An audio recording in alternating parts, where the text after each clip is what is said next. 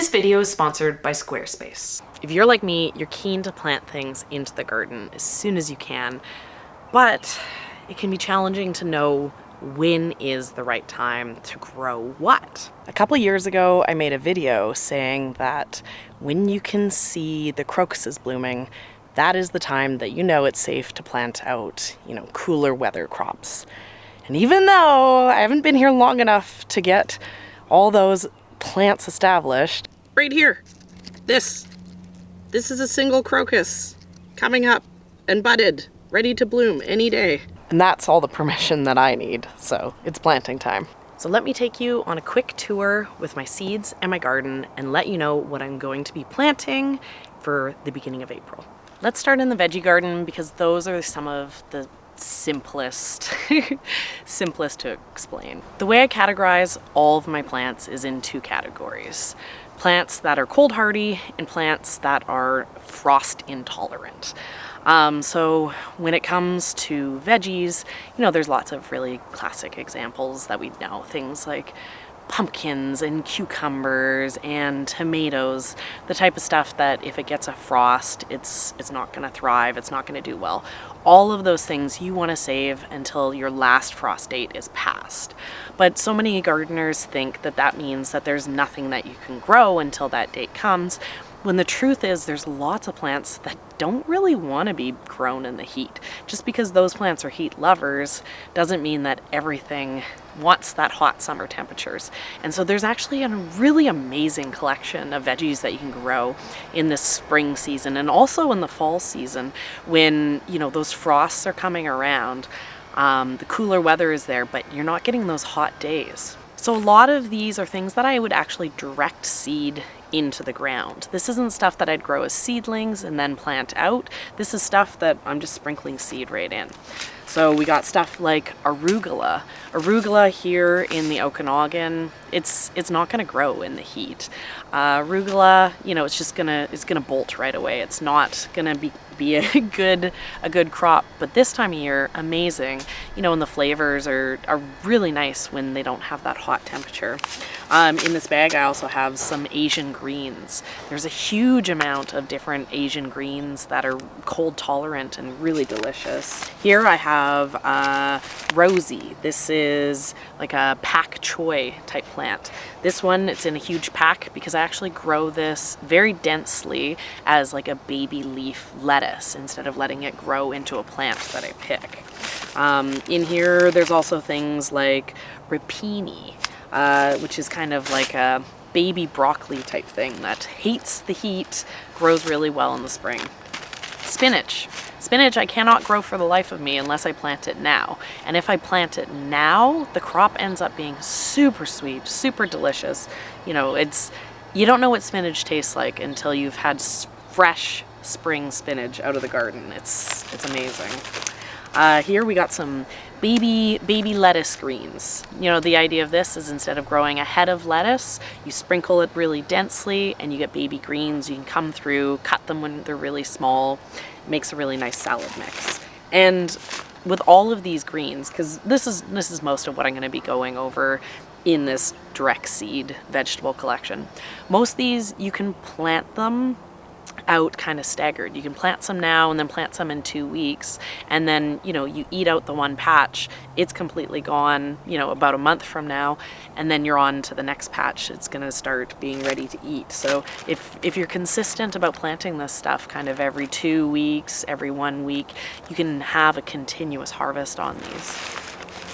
More greens that I love. This is my mustard collection. If you've seen my veggies that I'm gonna grow this year, you know that I'm obsessed with mustard greens. I like them as a baby green, but I also like mustard when it gets a little bit bigger, and I have it as a cooked green. So I have a ton of different mustards in here. Off the top of my head, I can't remember what's in my mustard collection, but yeah, mustard greens. There's something that a lot of people don't try, but they're really delicious and they're really easy to grow. I highly recommend them. Kales. So I like to have some kale plants that, are mature plants. I'm trying to think off the top of my head. There was a variety that did really well. It's been years now. We used to grow kales for the market, but there was a variety that did well in the heat. And I think we did red boar, and then the green one, it wasn't winter boar, but I think it was a boar version, and it did quite well in the heat. These varieties, not so much. These are my big, massive bags because these are designed for baby greens. So I got vats. This I'm going to densely plant. In here, I also have Red Russian. I love Red Russian. Red Russian, actually, I like full grown too. One of my favorite things to do is to have baby green Red Russian in the spring. It's so sweet and tender. And then I'll pick it and I'll chop it up and I'll fry it with butter and then have it with poached eggs on top. That's like, oh yeah, makes me hungry. And then, oh yeah, I forgot about this variety. It's been a few years since I've grown this. This is at Johnny's. It's called KX1, and it's the most beautiful kale I've ever seen. I used to grow this just because it looked gorgeous. The flavor is really nice too, but it was beautiful in a baby kale mix. It's like dark, dramatic purple, and then it has this bright green stem in the middle. Beautiful kale. So I grow these three mixed together so that I like get the aesthetics of it, and then like the different textures. It's nice in the mix. So the other things that I'll be direct seeding for veggies right now is radishes. Radishes, I love them. Lots of people don't like radishes because they find they're really spicy. If you grow them in cool enough weather, they should be fairly mild. My favorite variety is French breakfast. Love it. I also like the long white varieties. White icicle is a variety that I grew forever. It looks like my bag's getting a little limited. I got an Easter egg mix in here, which isn't my favorite, and I have some other like half packs of things. So I'll grow what I have. When it's spring, they're all delicious. The other thing too that you can grow is an Asian turnip. So in here I have Tokyo Cross, but the classic Asian turnip. Let me find it. Oh yeah, here we go. Is Hakurai. So they grow kind of similar to a radish. They're like a salad turnip. That's another name for them.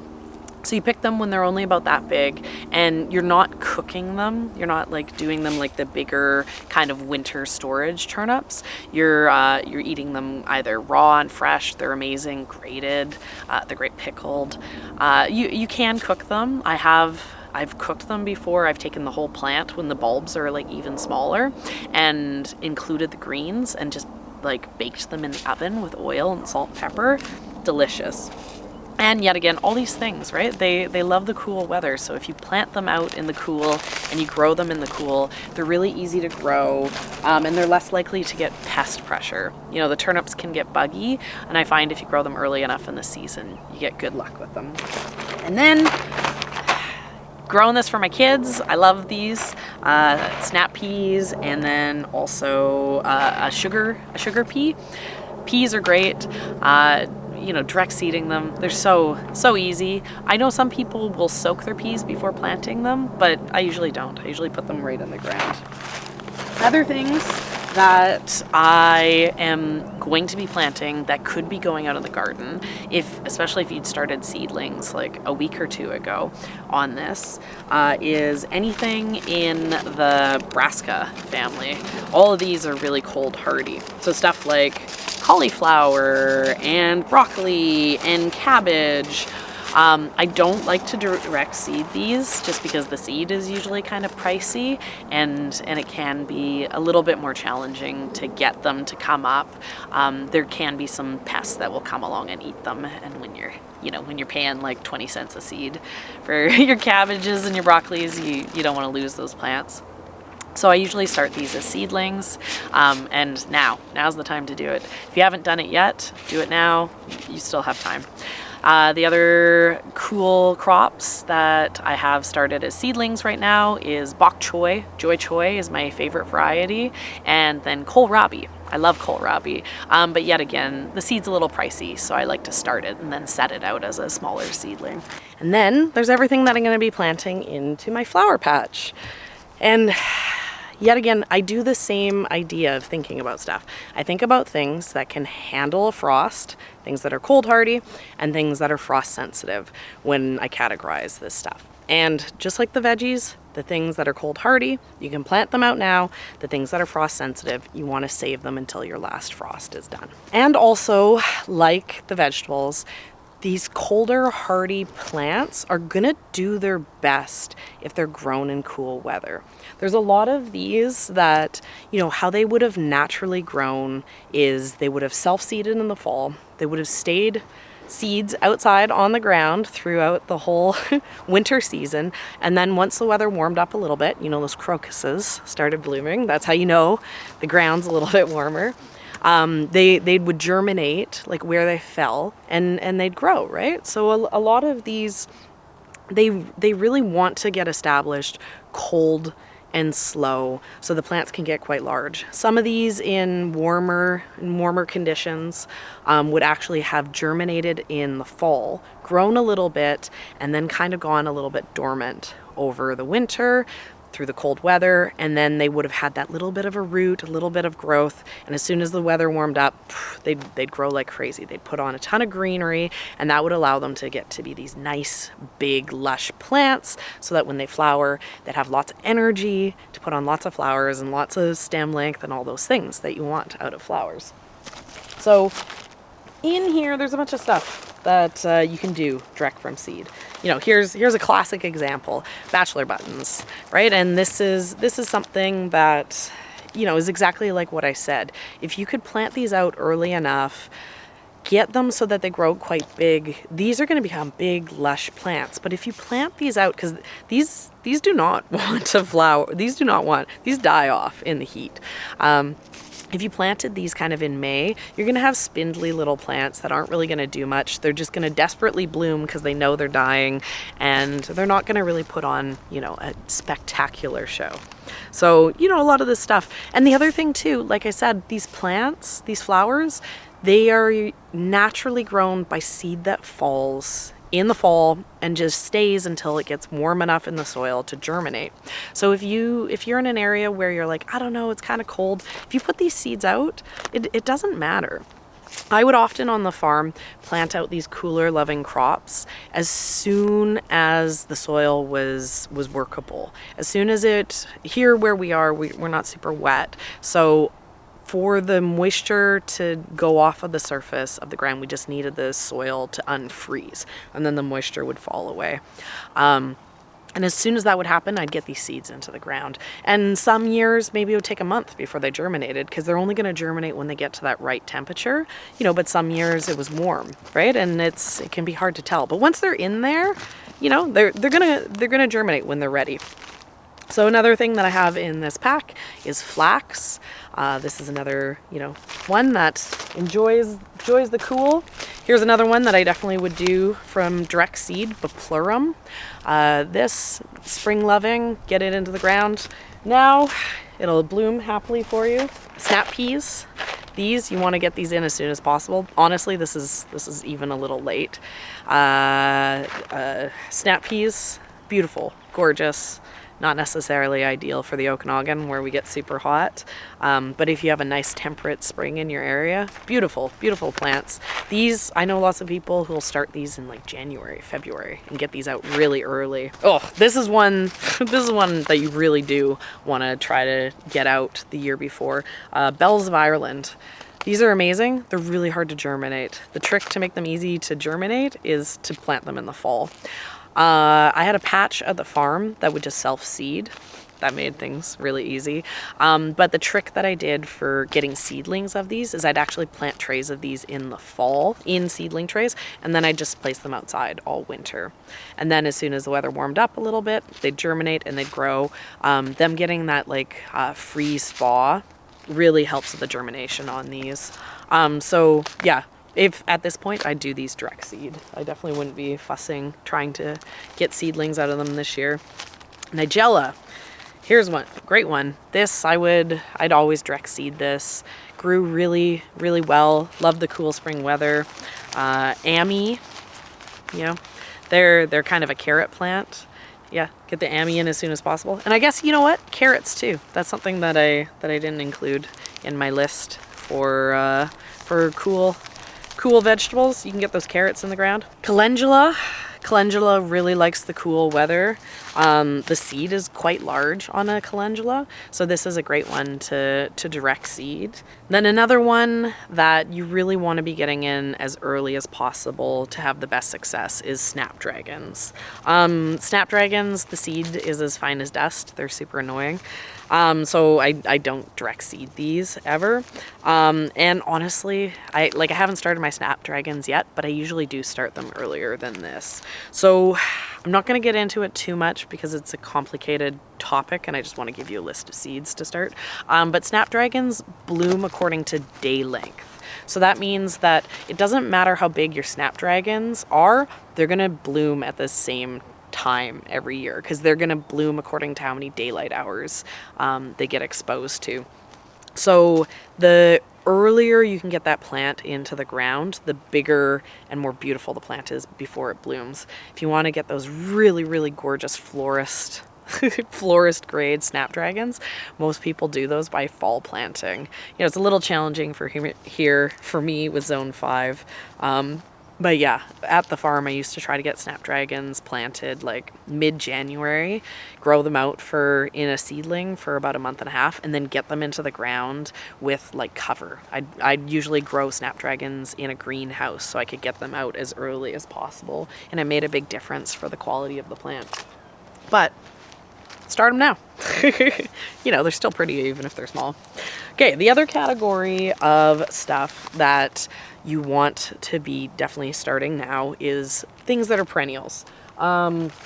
Same idea as, you know, what I was saying about how any of these plants, seed falls down and it self-seeds, living over the winter. All these perennials are the same idea. So stuff like rudbeckia, in feverfew, I have some delphiniums that I've started. You want to get those started as early as possible. If you get them started early enough, you'll get blooms this year. If you start things like later on, if you wait until the weather's warmer, you probably aren't going to get flowers at all this year. It won't be until the following year. So now is a great time. You still have a bit of a window to get your perennials started up and growing. You know, if you plant them now as seedlings, these I wouldn't direct seed. Perennials, they're a little fussy. But if you start them as seedlings now, you'll be able to grow them for about a month, get them into the ground for beginning of May, and you know, they should still have enough growing time to do a little bit of something this year, and they'll be gorgeous next year. That's the great thing about perennials. Another category that a lot of people are surprised to know is cold hardy is statice and straw flowers. They're not going to bloom in the spring like a lot of the other flowers that I've gone over here. But if you can get your statice and your straw flowers established in cold weather, and they do actually, sometimes they can be like statice especially, it'll go a little discolored in the cold. It'll go kind of reddish when you first put it out. It really likes getting that greenery growth done in the cooler weather, like setting down roots in the cool weather. So the earlier you get it in, the more stems you're going to get in the summer, the larger the stems are going to get before the season ends. If you plant out statice and straw flowers, you know, once the risk of frost is past, if you kind of hold off on these until the weather's quite warm, you'll still get flowers. Like they're still amazing plants, but the volume per plant of flower stems that you're going to get is going to be about half.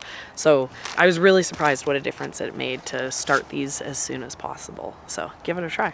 One of the things that surprised me the most when I went from, you know, a more simplistic home garden to doing the farm and, you know, pushing for season extension as much as possible and trying to grow things that I'd never grown before was just how much work there is to do in April. You know, it went from being the bulk of the garden work being in May, and then, you know, obviously throughout the summer with harvesting, but there is a lot that you can do now.